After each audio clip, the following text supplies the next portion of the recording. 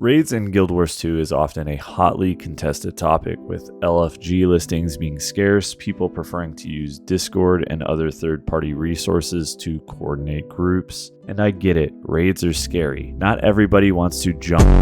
You're just a bitch. You're honestly, that's not me trying to be some after-school special shit. You really are a bitch.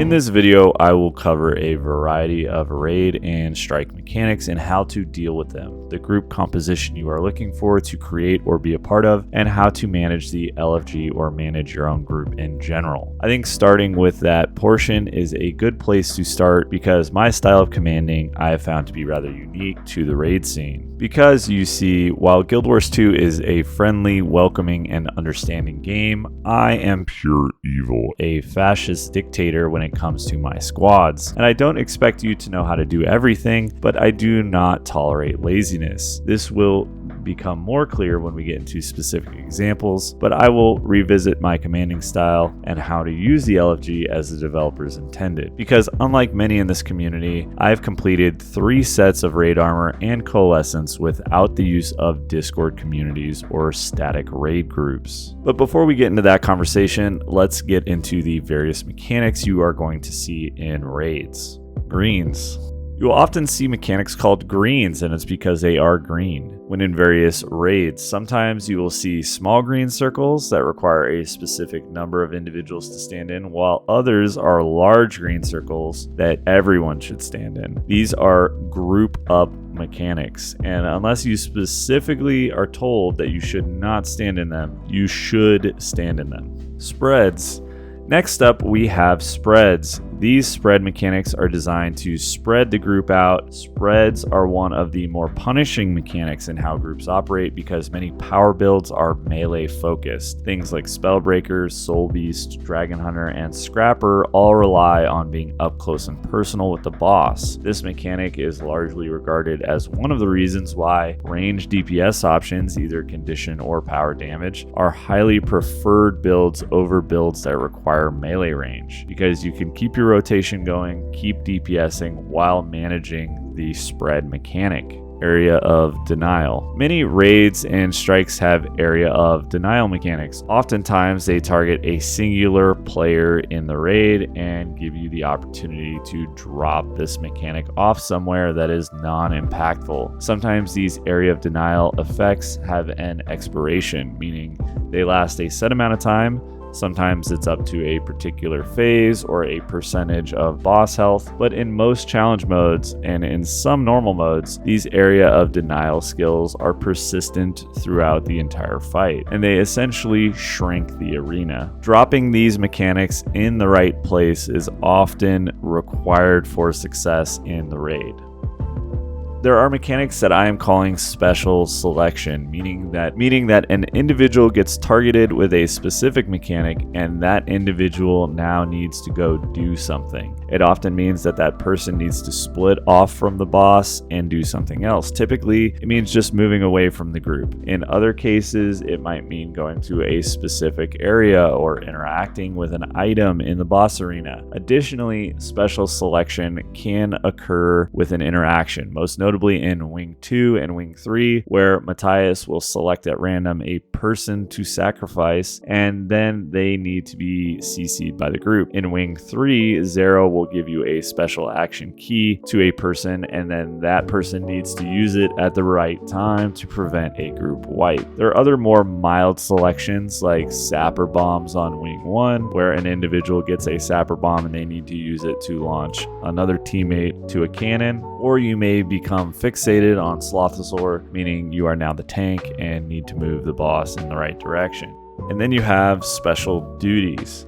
In 2025, the state of Guild Wars 2, specifically in raids, but also in strike, there are many special roles that need to be filled. You have cannons and flat kiting on Sapatha. You have mushrooms on Slothosaur. You have mortars on Bandit Trio. Pylon kiting on Kadim 2. Tower Chrono on Escort. Green 1 on Doom. Green 2 and Kite also on Doom. You have Claim, Dispel, and Protection on Rasat Overseer. You have Pusher on Keep Construct. Construct, Pusher on Desmina, Matriarch and Patriarch tanks. You have Lamp, you have Slublink Hider, you have Swords and Shields for Conjured Amalgamate. The list goes on and on. Many of these duties are performed by standard DPS players, meaning that even if you are just a high DPS gamer, you will still likely be required to know the fights to an extent to perform some, if not all, of these roles. So be willing to learn and try and perform these roles will significantly increase the ease of which you can join and maintain your status in groups.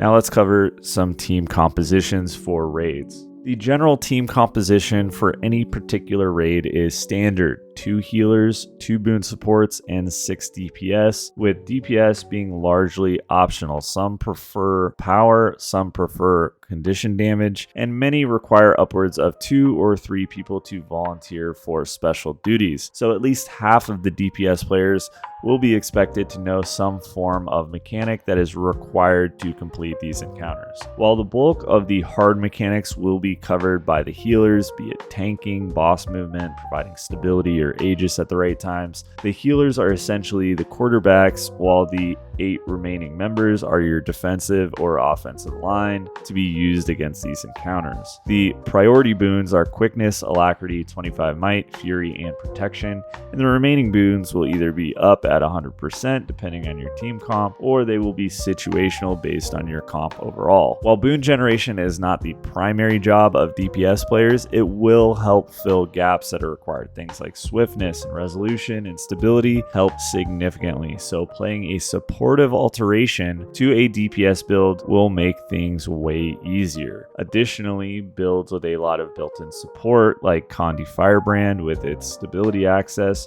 things like Condi Scourge with its condition clears, will make the fights way easier even if it is the lower benchmark option of that class. If you want to min-max a raid group, the LFG is not the place to do it. The LFG is a place to get safe and consistent clears. Playing the max greed, no supportive utility DPS is not something that I personally recommend. And yes, I'm looking at you, Harbingers.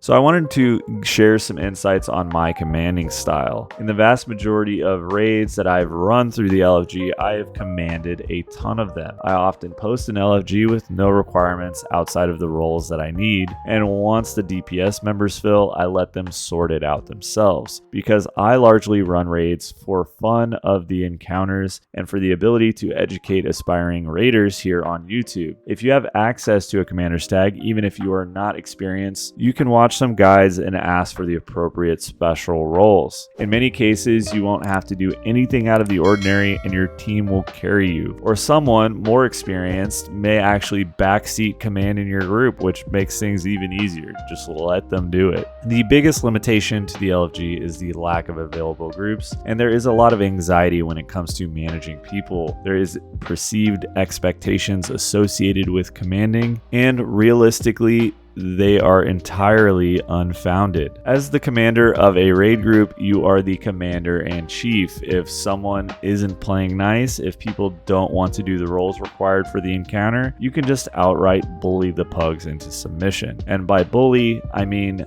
be nice, but be stern. You are the boss. And if they want to do things their way, they can make their own group.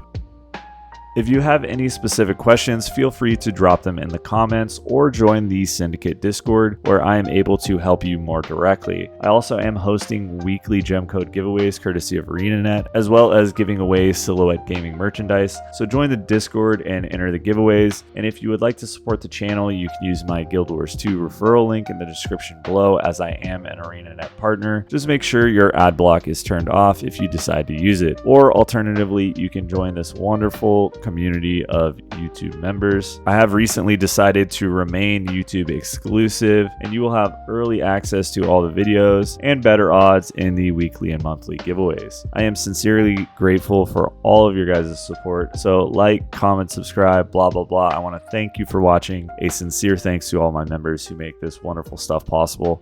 And with all of that, most people don't want it that badly, which is why they always ask the question, man, how did you get to where you are? You know how to do it. You know exactly how to be you or how to be me. You don't want to do it. So I can't make you do it, and nor do I have the time or energy to force you into that place that I know you have to be to do it. There's no luck in this game, man. It may be a little bit of luck, but the luck happens after you bust your ass and you put yourself in that lucky situation. Luck doesn't happen. You put yourself in that situation where luck might fucking happen. Get to work, man. I will catch you on the next one. Peace.